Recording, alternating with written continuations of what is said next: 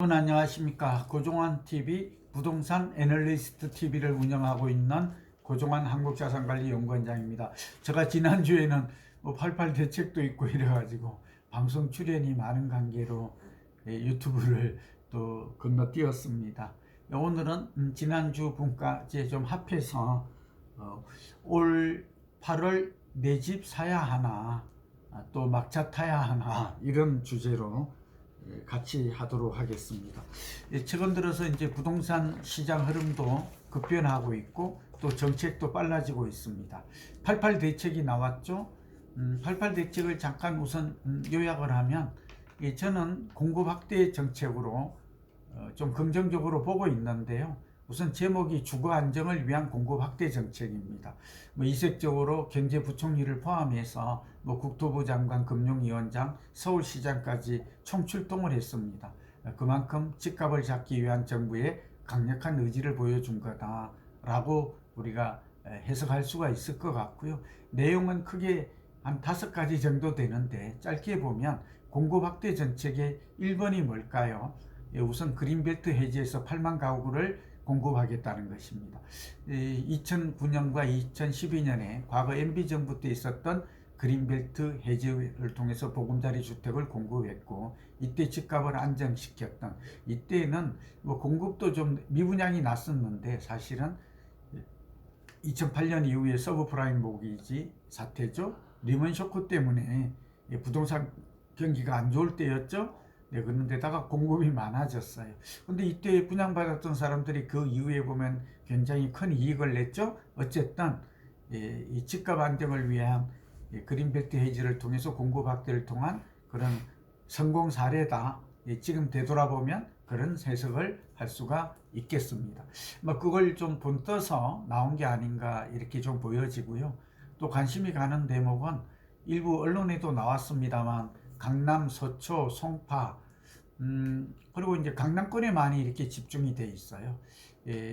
여러분 아시다시피 내곡동이나 이렇게 세곡동, 자곡동 가보면 저도 과거에 예비군 훈련장 가봤던 기억이 나는데 이런 지역들 아직 땅이 많고 김포공항 주변도 그렇고 서울공항 주변 과천 이런 지역들도 좀 빈 땅이 좀 있거든요. 이런 지역에 아마 공급 물량이 나올 것 같습니다. 기대가 크죠.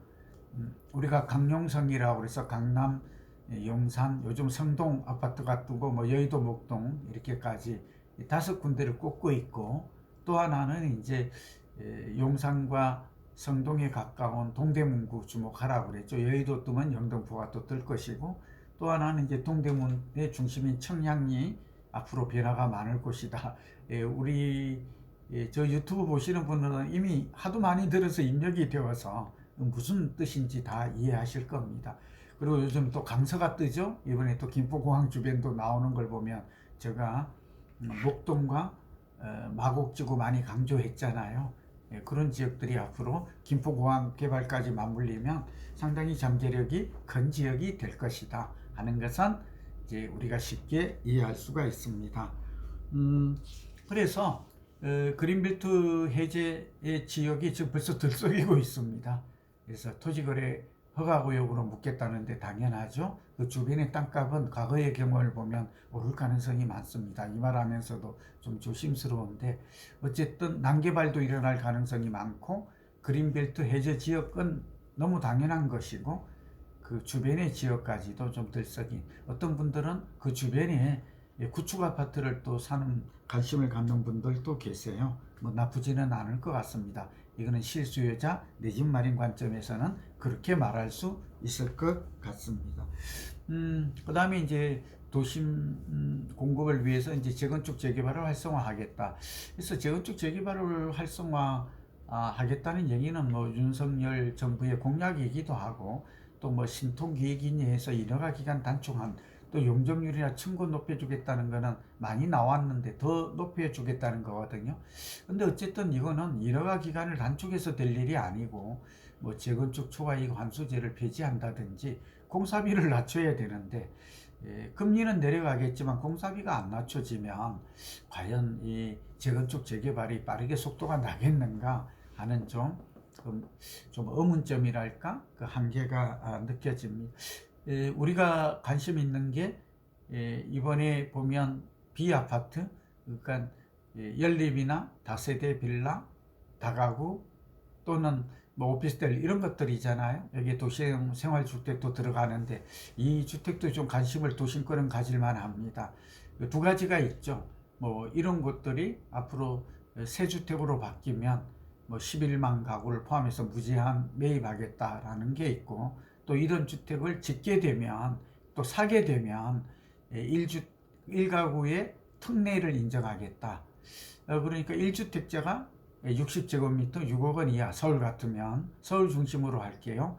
시간이 부족해서 길어지니까 할 수 있다. 매입하게 되면 취득세, 보유세, 양도세를 좀 1주택자와 똑같은 혜택을 주겠다. 이걸 특례라고 그러죠.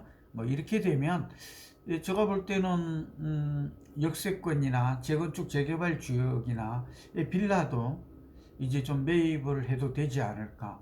특히 그 84제곱미터 이하를 샀을 때 청약에서는 또 무주택자가 사게 되면 84제곱미터 5억 원까지는 또 무주택자가 또 청약 자격을 주겠다고 합니다. 뭐 나름대로 좀 정부 나름대로는 파격적인 그런 인센티브를 준 것 같습니다. 이 부분은 지금 내 집 마련을 고민해, 저는 늘 서민주거복지에 관심이 많잖아요. 그런 분들은 이제 빌라를 외면하지 말고 정부가 정책이 바뀌었으니까 이제 한번 그러니까 아무거나 사도 된다는 뜻이 아니에요.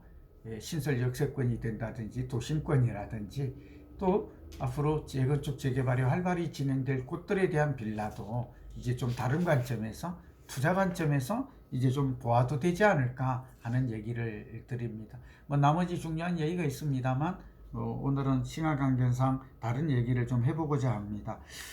그렇다면 가장 요즘 질문이 많이 들어오는 게 유로 상담도 그렇고 올 8월 중에 지금 벌써 8월이 중순이죠. 집을 과연 사야 합니까? 또는 9월부터 DSR 제도가 시행이 되는데 스트레스 DSR이죠. 2단계 조치가 시행이 됩니다. 이게 본래 7월부터 시행되기로 돼 있는데 9월로 연기됐잖아요. 그러니까 이번에 막차를 타도 됩니까? 그러니까 말하자면 스트레스 DSR이 되면 중요한 게 대출 한도가 조금 줄어들고 그 다음에 금리가 대출 금리가 0.75% 정도 시뮬레이션 해보니까 올라가요. 0.75면 굉장하잖아요. 그러면 그래 집을 살 사람이라면 8월 말까지 대출을 받아야 된다면 집을 사는 게 유리하다 하는 얘기를 저는 하고 싶고, 두 번째는 그런 영향 때문인지 이미 지금 가계부채라고 그러죠. 주담대 대출 규모가 막 굉장히 증가해요. 지난달에 7조 이상 늘었다가 지금도 막 2조 이상 이런 얘기가 아직 월말 통계는 안 나왔지만 나오고 있거든요. 저는 뭐 부득이하게 이게 가계부채 증가 측면에서는 바람직하지 않지만 실소유자 입장에서는 뭐 부추긴다기보다도 그렇게 해서라도 앞으로 집값이 더 오를 가능성, 그러니까 입주 물량이 줄어들고 있어서 서울 같으면 30% 이상, 또 지방도 대구나 이런 지역 같은 경우는 50% 이상 이렇게 이제 입주 물량이 줄어들고 있거든요. 뭐 지방과 서울에 온도차가 있어서 좀 영향은 다릅니다만 어쨌든 사야 할 것인가, 이 질문이 너무 많아요. 결론부터 말씀드리면 저는 서울 지역과 경기 그리고 인천 지역은 올 가을 이사철이 보통 9월부터 시작이 되면 추석이 분수령이 되잖아요. 9월 10일 정도 되면. 근데 9월 10일 정도까지 기다리지 않는 게 좋을 것 같아요. 지금 이제 휴가철이 끝나면 8월 20일 이후부터는 이제 빠른 분들은 벌써 가을 이사철이 시작이 된다라고 볼 수가 있거든요. 그래서 얼마만큼 입주 물량이 줄어드나 조금 서둘러서, 우리 방송 저와 함께 하는 분들은 많지는 않지만 또 골수 팬들이 많아요. 그리고 제가 제일 흐뭇한 게 저번에도 이제 제가 신설역 되면 GTX나 연장선 되면 역세권에 집사라는 얘기 수없이 했잖아요. 올 초부터. 그랬는데 어쨌든 화성동탄 GTX-A도 성공했고 또 용인도 성공했고, 뭐 저 말 듣고 집을 산 사람은 성공했다 이 말이에요. 그리고 또 벨레라든지 다산, 제가 좋아하는 곳이잖아요. 구리하고 여러 번 얘기했죠. 네, 구리하고는 서울하고 편입될 때도 제가 직접 구리에 갔었고, 뭐 어쨌든 또 과거 얘기 길게 하는 건 그러니까. 그래서 집값이 오를 거다. 근데 역시 1, 2억 올랐잖아요. 예, 우리가 신설역이 된다든지 역세, 그 다음에 뭐 GTX 이런 효과가 15에서 23%, 그 숫자를 가지고도 제가 말씀을 수없이 드렸습니다. 반복하지 않겠습니다. 예, 이런 지역이라면 집을 대출 규제 강화 전에 사는 게 0.75%라도 금리를 낮출 수 있어요. 최근에 이제 금리를 또 올렸어요. 정부가 창구 지도를 통해서. 뭐 그건 다 아는 사실이에요. 0.4% 디딤도 버팀목 대출 다 올렸지만 어쨌든 9월 되면 기준금리가 내려가면 또 실질금리, 주담대 금리도 좀 내려갈 거다. 그러나 스트레스 DSR 이건 또 다른 얘기거든요. 이 금리의 결정이 아니라 대출 규제가 강화되기 전에 집을 사는 게 이건 당연히 대출 측면에서 유리하다. 이제 하나씩 볼게요. 마침 오늘 부동산 114 자료가 나왔는데 저도 연합뉴스 자료를 지금 보고 있거든요. 새 아파트가 내년에 입주하는 새 아파트가 12년 만에 가장 적은데 전국적으로는 내년에는 25만 가구 정도가 본래 이게 한 38만 39만 정도가 적정한 공급 물량이라는 얘기는 약 40만이죠. 제가 수없이 해왔어요. 올해가 35만인데 거의 10만 가구가 줄어들어요. 프로테이지로 보니까 30%가 주는 거거든요. 크게 줄죠. 30% 정도 줄면 급감한다, 이렇게 말할 수 있는 겁니다. 광역 시도별로 보면 대구 58.8, 60% 줄죠. 세종시 55.7, 광주가 51%, 그 다음에 여기 경기도가 42%, 부산이 40%, 충남이 약 40%예요. 이거 굉장히 중요합니다. 입주 물량이 줄면 어떻게 돼요? 내년에? 네, 내년에는 이 지방 같은 데 쌓였던 미분양이 상당 부분 해소될 가능성이 높다.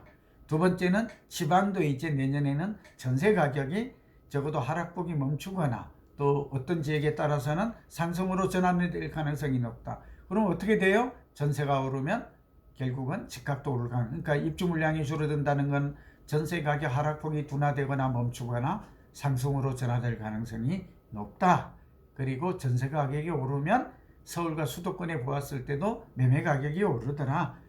전세는 작년 5월부터 올랐고 매매는 서울은 올해 3월부터 올랐다. 뭐 이렇게 이 공식을 적용하면 이번에도 어김없이 맞아떨어지는 것이죠. 이게 저희 얘기를 듣고 그래서 올해 상반기에 집을 샀던 분들이 고맙다고 많이 오는 것은 제가 더 고맙다고 얘기를 해요. 그리고 나름대로 근거 있고 논리적이고 합리적인 결정이었다. 시도별 입주 물량을 보면 우리 최우선 본부장이 올려줄 거예요. 입주 물량이 쭉 나와요. 입주 물량은 눈에 보이는 준공 물량이기 때문에 바로 영향을 미쳐요. 전세에. 전세가 오르면 월세가 오르고 월세가 오르면 매매가 오른다. 그런 얘기를 합니다. 이제 좀 마무리를 지을게요. 어쨌든 통계청에 따르면 전국 주거용 건축물의 건축 허가, 인허가 물량도 작년 같은 경우 벌써 30% 줄었거든요. 그런데 지금 또 보면 이제 우리가 인허가 물량과 착공 분양 입주 물량은 좀 다르긴 하지만 인허가 물량부터 시작해 입주 물량이 줄어든다 하는 것은 팩트예요. 이거는 통계로서 데이터 분석이 나온 거기 때문에 이걸 뭐 어떻게 할 수는 없어요. 그럼 우리는 여기에 맞추어서 맞춤형 전략을 짜는 것 뿐인데 무지특자는 이제 1. 서울이나 수도권은 서울은 이미 무릎을 올라섰다고 말씀드렸죠. 그래도 무릎에서 사서 어깨가 아닌 거니까 잘못하다가 이제 내년이나 후내년 가면 이제 다시 가슴이나 어깨에서 사는 그런 문제가 발생할 수가 있어요. 물론 집값이 무조건 오른다는 아닙니다. 지금 미국발 경기 침체, 고용 감소 뭐 이런 얘기가 나와요. 다시 IMF 위기나 2008년에 있던 글로벌 금융위기, 서브프라임 모기지 사태가 발생할 확률은 저는 한 10에서 30% 정도 봅니다. 그러나 우리가 확률이 70% 이때는 베팅하라 이런 말이 있잖아요. 그러니까 지금은 오를 확률은 70%다. 이 말하고 있는 것이고, 특히 입주 물량이 줄어들고 있고 전세 가격이 오르고 금리 인하까지 앞두고 있으니까 실수요자라면 서울은 조금 늦었다고 그랬잖아요. 상반기라고 그랬잖아요. 제가 우리 방송 본 분들은 저를 신뢰하는 사람은 다 아마 구매했을 것 같아요. 저 생각에. 그게 저희만의 많이 지금 보고 있지는 제가 이렇게 장비나 이런 걸 조금 뭐 고도화나 현대화하지 않아서 편집 이런 게 좀 아쉬움이 있지만 뭐 저로서도 저 맞추어서 지금 최선을 다하고 있는 내용이 중요하죠. 컨텐츠가. 두 번째, 수도권 경기도와 인천은 지금이 딱입니다. 지금이 딱입니다.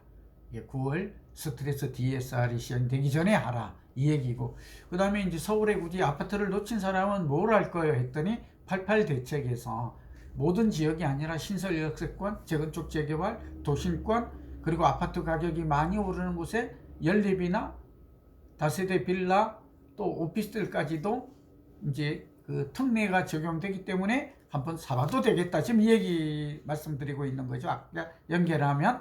그리고 이제 신규 분양을 노리는 거는 여전히 좋아요. 그리고 여러분 중에 이제 부동산 애널리스트 TV라고 하는데 교육이 저희 있는데 경매를 통해서 권리 분석을 통해서 내가 좀 여기 그 굉장히 이 실력 있는 분이 나오시거든요. 안갑준 교수님이라고 사법등기국장도 하시고 대법원의 사법용 이런 분의 강의를 들으시고 여기서 경매를 통해서 집 하나 얻어도 여러분 부동산 애널리스트 교육 과정에 뭐 저의 강의도 저 자찬이지만 좋고 뭐 여기에 권리 분석, 입지 분석, 또 상업용 분석 앞으로 상가가 유망하거든요. 이런 거 다 가르쳐 드려요. 9월부터 시작하려고 그러니까 여러분 꼭 많이 지금 참여하셨으면 좋겠어요. 그러니까 경공매를 이용해서 내 집 마련해라. 신규 분양해라. 그러니까 자기의 통장에 맞추어서 여전히 분양받는 거 해라. 그 다음에 집값이 오르지 않는 곳에 좀 급말물이 있다면 미리 좀 사라. 좀 그리고 무릎 이하에서 사는 방식으로 오르기 전에 이미 제가 볼 때 충청도나 이런 곳들은 경기도가 오르면 오르잖아요. 이 강원도도 마찬가지예요. 원주, 천안, 원주, 춘천까지는.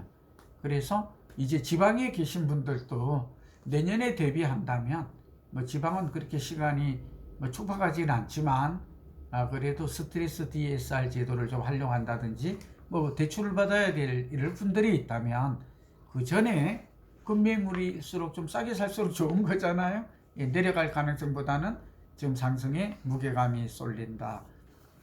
뭐 부산, 대구, 광주, 대전, 세종시는 저는 좋게 보거든요. 여기다가 입주 물량까지 줄어들고 또 뒤에서 이런 곳들은 뭐 크게 얼마나 번다 이런 생각보다는 적어도 하락하기보다는 상승 확률이 70% 정도 되고 뭐 손해볼 확률은 적다는 측면에서 내 집 마련 기회로 투기 목적 아닙니다. 이런 분들은. 그리고 또 지방 같은 경우에는 사면 이번에 세제 혜택이 일부 주어지잖아요. 이제 주택 임대사업자, 등록 임대사업자라고 그러죠 요즘은.